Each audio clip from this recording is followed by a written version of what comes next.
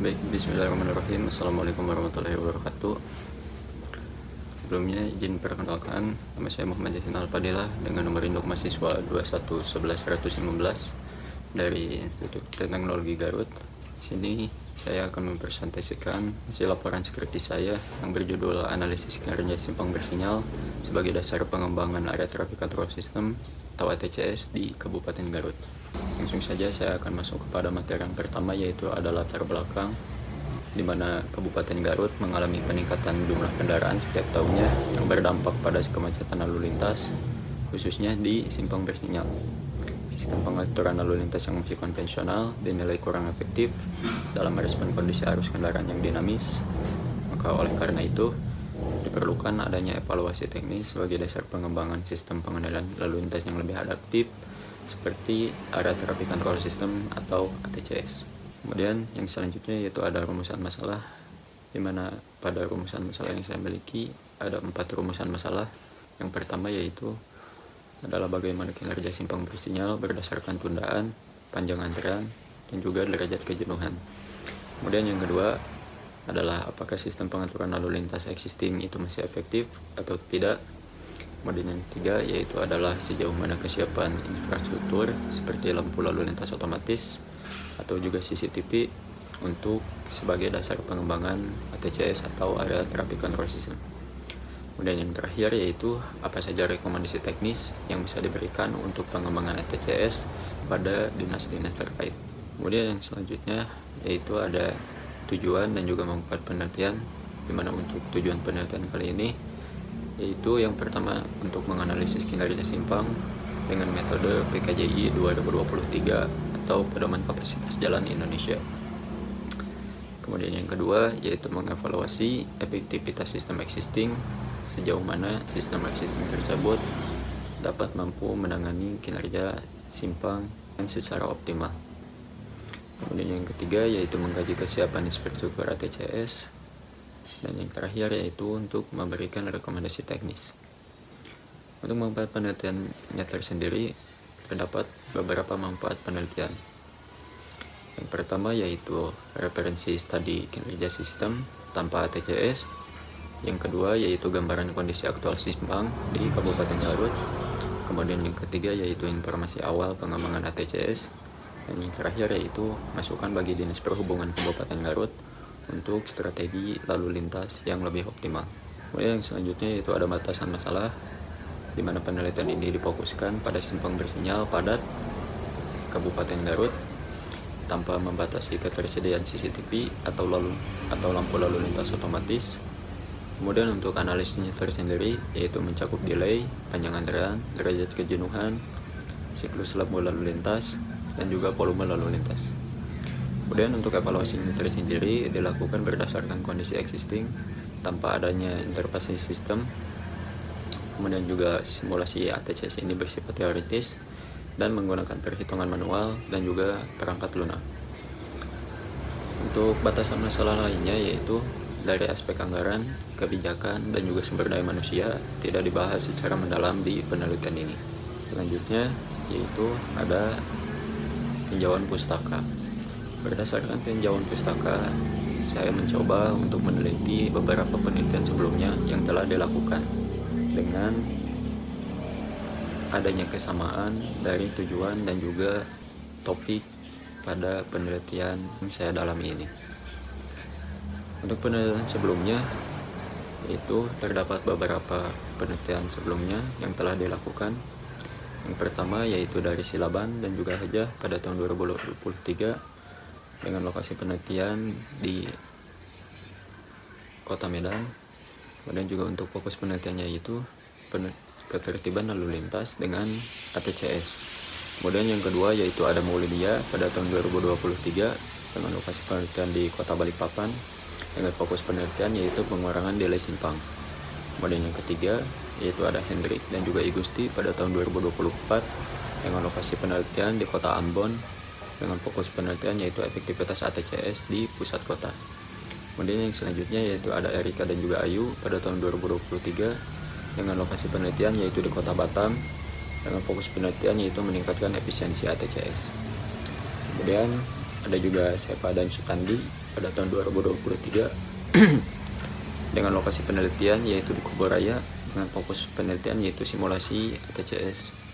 Yang terakhir yaitu ada ANI dan juga Bonte pada tahun 2021 dengan lokasi penelitian di Kota Bandung dengan fokus penelitian yaitu mengurangi konflik lalu lintas. Kemudian yang selanjutnya yaitu ada kesenjangan penelitian. Sebagian besar penelitian ATCS yang telah dilakukan di kota besar seperti Medan, Batam, dan juga Kota Bandung, fokus utamanya yaitu pada evaluasi sistem yang sudah berjalan atau kesiapan institusi pemerintah. Tetapi belum banyak yang membahas kinerja simpang bersinyal secara teknis di wilayah kabupaten yang belum memiliki ATCS, seperti di Kabupaten Garut. Penelitian ini hadir untuk mengisi celah tersebut dengan melakukan analisis teknis sebagai dasar pengembangan sistem ATCS di Kabupaten Garut. Kemudian yang selanjutnya yaitu adalah pengertian dari ATCS dan juga simpang bersinyal.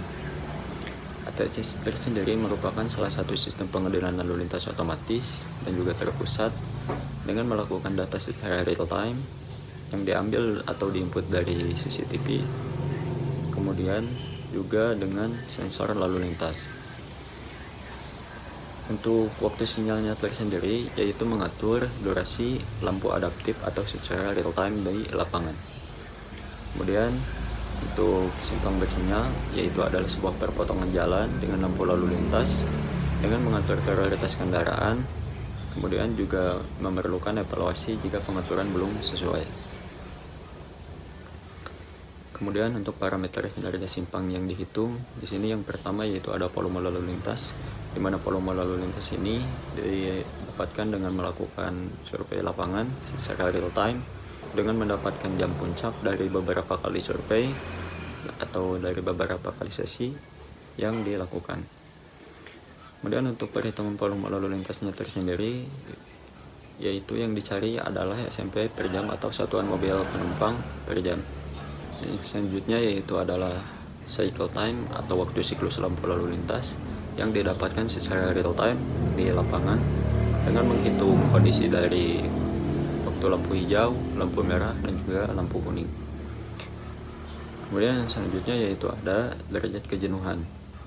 Ada juga panjang antrean, tundaan lalu lintas, dan juga kapasitas lalu lintas. Selanjutnya yaitu ada metode penelitian. Penelitian ini dilakukan dengan pendekatan kuantitatif, deskriptif, di mana data primer dikumpulkan melalui survei langsung di simpang Jalan Cimanuk, Jalan Pembangunan, Jalan Cikajang Garut, atau biasa dikenal dengan simpang Maknal. Sedangkan data sekunder diperoleh dari Dinas Perhubungan. Kemudian untuk analisisnya tersendiri menggunakan parameter teknis seperti delay, panjang antrean, derajat kejenuhan, berdasarkan pedoman kapasitas jalan Indonesia PKJI tahun 2023. Untuk metodologi penelitiannya tersendiri bisa dilihat pada bagian alur berikut, di mana yang pertama yaitu adalah dengan mengidentifikasi masalah. Di dalam identifikasi masalah tersendiri, saya mendapatkan beberapa hal yang menjadi sumber utama masalah dari penelitian ini. Yang pertama yaitu adalah kemacetan simpang, kemudian yang kedua yaitu adalah waktu tundaan tinggi, yang ketiga yaitu adalah panjang antrean kendaraan, yang keempat adalah kecepatan rendah, dan yang terakhir adalah derajat kejenuhan lebih besar dari 0,75. Untuk selanjutnya yaitu ada tinjauan pustaka, di mana di dalam tinjauan pustaka ini yang pertama yaitu ada ATCS, yang kedua yaitu ada manajemen lalu lintas, yang ketiga yaitu ada PKJI 2023, dan yang terakhir yaitu ada sistem transportasi cerdas. Untuk yang selanjutnya yaitu ada pengumpulan data primer, di mana data primer ini dikumpulkan dengan melalui observasi lapangan dengan menghitung volume kendaraan, kemudian juga waktu siklus lampu lalu lintas, panjang antrean, maksimum, dan juga derajat kejenuhan. Untuk selanjutnya yaitu pengumpulan data sekunder, di mana di dalam data sekunder ini kami mengambil data dari Dinas Perhubungan Kabupaten Garut, yaitu yang pertama adanya volume lalu lintas, yang kedua yaitu waktu sinyal layout, yang ketiga yaitu ada peta simpang, yang keempat yaitu ada data kendaraan, dan yang terakhir yaitu ada rencana transportasi daerah. Kemudian selanjutnya yaitu pengolahan data, di mana data-data yang sudah kita kumpulkan tadi dievaluasi untuk dilakukan perhitungan kinerja simpang bersinyalnya. Kemudian yang kedua yaitu mengidentifikasi masalah lalu lintas. Yang ketiga yaitu analisis kelayakan penerapan ATCS. Yang terakhir yaitu penyusunan rekomendasi teknis. Untuk hasilan pembahasannya tersendiri, yang pertama yaitu hasil perhitungan manual dan juga hasil simulasi dari perangkat lunak PTP PSIM.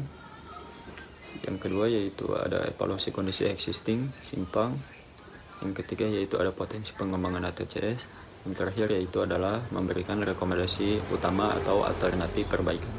Untuk hasil dan pembahasan tersendiri berdasarkan hasil pengamatan volume lalu lintas yang dilakukan selama 27 sesi pengamatan yang terbagi dalam 3 sesi setiap harinya selama 9 hari atau selama 3 minggu berturut-turut, dapat ditentukan bahwa volume lalu lintas berada pada nilai tertinggi atau berada pada jam puncak yang terjadi, yaitu pada sesi ke-15 sebesar 3.207 satuan mobil penumpang per jam, yang kemudian nantinya akan digunakan sebagai data dasar dalam pengolahan analisis kapasitas simpang dan juga kinerja lalu lintas.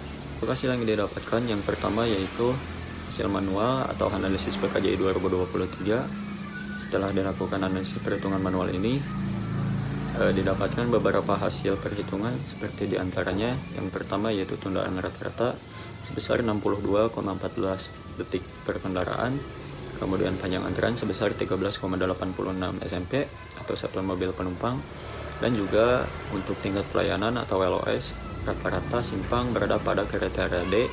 Yang kedua adalah hasil dari analisis PTP PSIM existing. Di dalam hasil simulasi lewat perangkat lunak PTP PSIM tersebut ditemukan beberapa perbedaan hasil dengan analisis perhitungan manual PKJI 2023. Yang pertama perbedaannya yaitu dari tundaan rata-rata didapat berada pada nilai 81,64 detik per kendaraan. Kemudian juga untuk panjang antreannya dengan rata-rata simpang yaitu sebesar 22,48 SMP atau satuan mobil penumpang, dan juga untuk tingkat pelayanannya atau LOS berada pada kriteria F.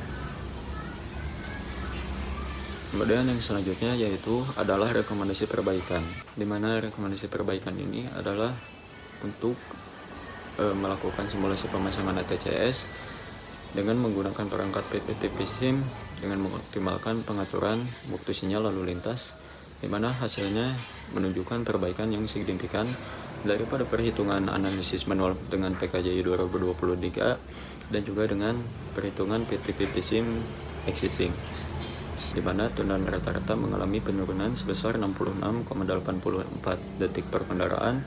Kemudian juga panjang antrean berkurang menjadi sebesar 18,51 dan juga tingkat pelayanannya atau LOS naik berada pada kriteria C dan juga D.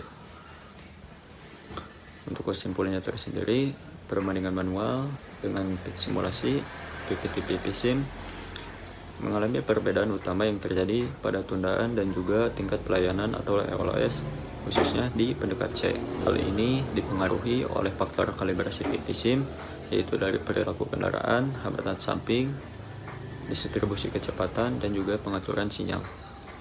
Kemudian untuk ATCS Center sendiri, hasil analisis menunjukkan bahwa penerapan sistem sinyal adaptif berpotensi mengurangi tundaan, mengoptimalkan pembagian hijau, serta meningkatkan efisiensi simpang, terutama di pendekat dengan derajat kejenuhan yang tinggi.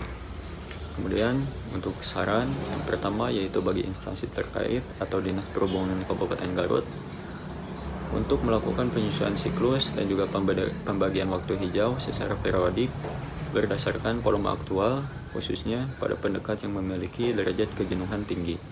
Kemudian yang selanjutnya yaitu untuk mengimplementasikan ATCS secara bertahap di kawasan perkotaan Kabupaten Garut dengan prioritas pada simpang-simpang utama termasuk simpang Maktal. Kemudian saran yang kedua yaitu bagi penelitian selanjutnya yaitu untuk melakukan kalibrasi lebih detail pada PSIM, misalnya dengan metode GAH atau AP agar hasil simulasi lebih mendekati kondisi lapangan. Kemudian bagi masyarakat yaitu untuk mendukung kebijakan lalu lintas dengan disiplin terhadap sinyal lalu lintas. Demikianlah presentasi laporan skripsi yang bisa saya sampaikan. Mohon maaf apabila ada kata-kata yang kurang dipahami atau juga mungkin ada hal-hal dari sikap saya yang kurang berkenan. Saya Muhammad Yasin Al-Fadilah, izin mengundurkan diri. Assalamualaikum warahmatullahi wabarakatuh.